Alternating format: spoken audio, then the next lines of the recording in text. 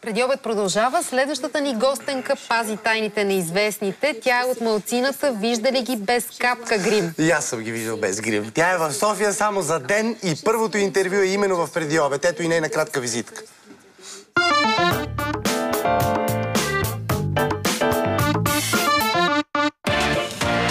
Тя е единствената жена, виждала без грим Лейди Гага, Наоми Кембъл, Опра Уинфри и Виктория Бекъм. Тя може да накара всеки поглед да блести със силата на диамант и да превърне всяка жена в Мадона. Джина Брук се грижи за сценичния грим на кралицата на попа от 10 години и знае всичките й тайни за красота. А дали ще ги разкрие в студиото на преди обед, ще разберем от нея самата. За нас е огромно удоволствие да кажем добре дошла на личната гримьорка на Мадона и на още куп знаменитости Джина Брук. В превода ще ни помага Десислава Тодорова. Привет, Джина. И благодаря наистина, че от летището пристигате право в нашото студио. Благодаря и аз. I'm happy to be here. Радвам се, че съм с вас. Изискват ли се някакви специални качества или пък повече търпение, за да работиш с личности от ранга на Мадона, Лейди Гага и всички останали, които споменахме в представянето? Yes, there are many special qualities. Да, разбира се, че са необходими много специални качества. Celebrities are used to the most innovative and high-tech products с използването на най-инновативните продукти в света. Те използват наистина най-доброто качество, което се предлага. And so when you're working with them, така че когато работиш с такива хора, те очакват да им се предложи качество, да им се предложат продукти, които наистина да предлагат именно това високо ниво. А това тук е свързано с твоята работа, че ти трябва непрекъснато да си в крак с тези неща и да можеш да знаеш как се нанасят всички тези така последно поколение гримове, това ли? Да, точно така. Наистина трябва да си наясно с това, което се случва. I was doing many beauty campaigns. Участвала съм в много кампании за красота. And I noticed that the models и по време на тези кампании ми правеше впечатление, че моделите, актрисите, които участват, се появяват на място с проблематични кожи. Например, розация, екземи, най-различни кожни проблеми, акне в това число. И независимо какво правех с тях, независимо дали използвах висококачествени кремове, скъпи кремове, просто нищо не помагаше. Ето защо се свързах с една моя приятелка, която работеше с много високи технологии. Тя самата е лекар по професия. И се обърнах към нея за съвет какво да използвам аз в моята практика с клиентите, с които работя. Тя ме покани в студиото си, за да ми предложи една процедура, която наистина да помага с всякакъв тип кожи. В кабинета си тя ми приложи тази процедура на половината от лицето ми и веднага видях каква е разликата. One side of my face went on vacation. Изглеждаше, че половината от лицето ми е на ваканция, а другото си е останало вкъщи. Добре, а Мадона има ли проблем на кожа? What about Madonna? She has a problematic skin. No, she has actually beautiful skin. Не, всъщност Мадона има красива кожа. When you fly and you're in но когато летиш или пък си изложен на среда, която може да изложи на стрес с кожата ти, it is only a matter of time before the best types of skin can have. И в такъв случай с времето наистина и най-добрата кожа може да развие проблеми. А Мадона лесна ли е за работа? Is it easy to work with? Бързо ли се сработваш?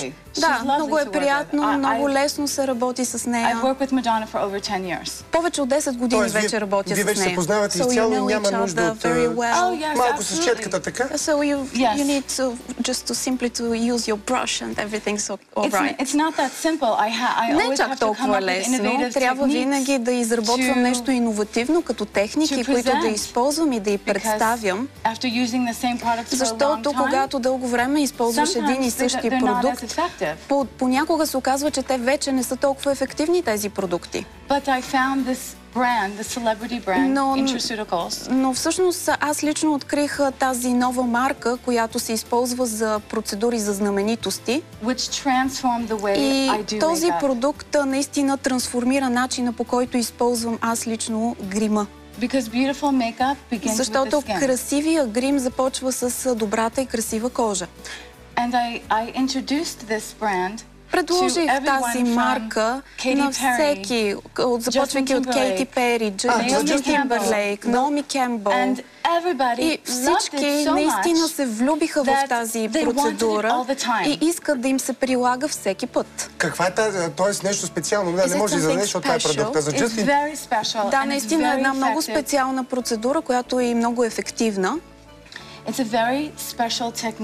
Става въпрос за една много специална техника. Началото идва от Австралия. Тя е уникална, защото се използват с нея много ниски по тегло молекули, които се прилагат към кожата с хиалуронова киселина. По този начин се абсорбира в кожата тази инфузия, която се впръсква и защитава кожата. Докато при други марки се използва хиалуронова киселина, но там молекулите са много по-тежки в теглото си и те остават на повърхността на кожата, а не се абсорбират. Добре, разкажи ни за Джастин Тимбърлейк, например. Той прави ли си тези процедури с хиалуроновата киселина? Да, използва тези процедури. Първият път, когато представих тази процедура на Джастин Тимбърлейк, той просто не можеше да повярва на незабавните резултати, които се получават. Защото по този начин кожата е много по-стегната, много по-добре хидратирана. Той затова изглежда толкова добре. А когато сте заедно с Джастин, говорите ли си за живота, споделяте ли си лични неща? Той споделя ли? Когато работя, е работа. За знаменитостите е наистина време, в което могат да си починат или пък да помислят какво трябва да направят или какво да кажат по време на интервю. Опитвам се да не говоря прекалено много, защото наистина е време за релакс. Когато 10 години работиш с някого, предполага се, че може би има моменти, в които се споделят по-лични неща. Има ли такива? Споменаме, че 10 години си до Мадона. Да, така е. Разбира се, че споделяме лични неща. Кое може да изведеш, например? Нещо, което ще ни хареса. Да, но това все пак е лично нещо. За съжаление, не мога да споделям нищо лично. We'll switch off the cameras. Не е необходимо. Масово хората смятат, че звездите от този ранг са изключително капризни. От друга страна, обикновено хората, които са близо до тях, казват, че всъщност са стриктни, дисциплинирани хора. Твоите наблюдения какви са? Не е точно така. Хората, с които съм работила, дори като Наоми Кембъл, наистина са хора, с които е приятно да се работи. Когато си непрекъснато в среда, където някой все нещо иска от теб, е много трудно да бъдеш на лична нотка с всеки един от тях, защото е много изморително. А казваш дори Наоми Кембъл, защо говори се за нея, че тя е по-високомерна или нещо такова?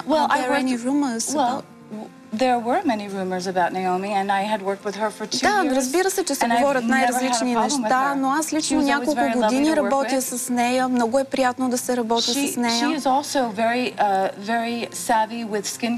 Тя също много се грижи за кожата си. Представила съм и на нея тази процедура и тя веднага хареса самата процедура. А добре ти. И това наистина е показателно.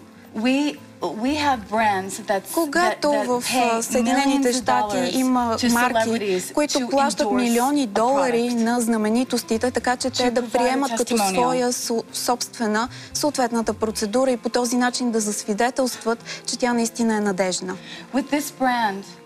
С тази марка, която се прилага на знаменитости, от фирмата не плащат на нито една знаменитост. Но когато посетите уебсайта на компанията, ще видите наистина много знаменитости, които са предложили своето мнение за използването. Ли ти се някога да гримираш отново и отново някого и се да е недоволен?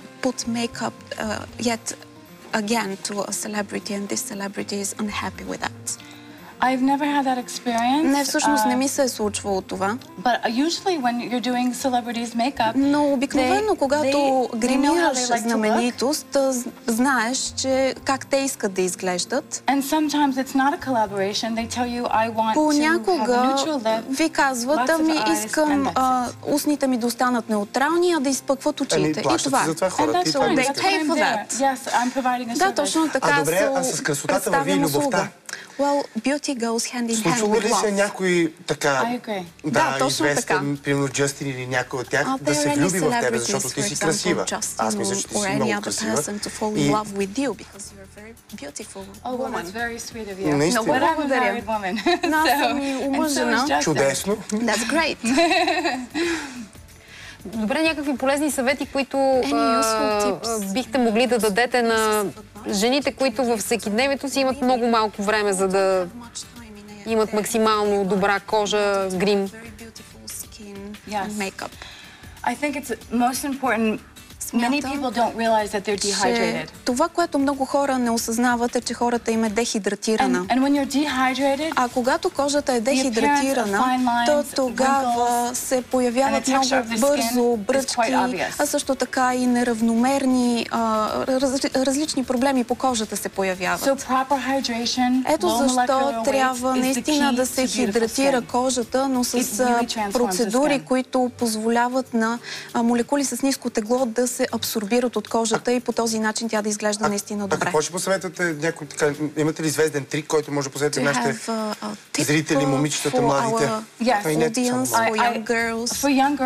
Да, за младите момичета най-добрият съвет, който мога да дам, е да се погледне в огледалото всяко момиче и просто да се грижи за себе си като един отделен индивид, като самостоятелно лице.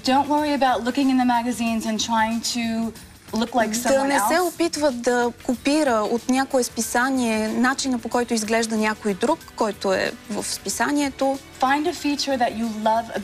Просто всеки трябва да си намери една черта, която харесва най-много у себе си, защото много често жените се фокусират върху нещо, което не е чак толкова красиво и не е толкова отчетливо за тях самите.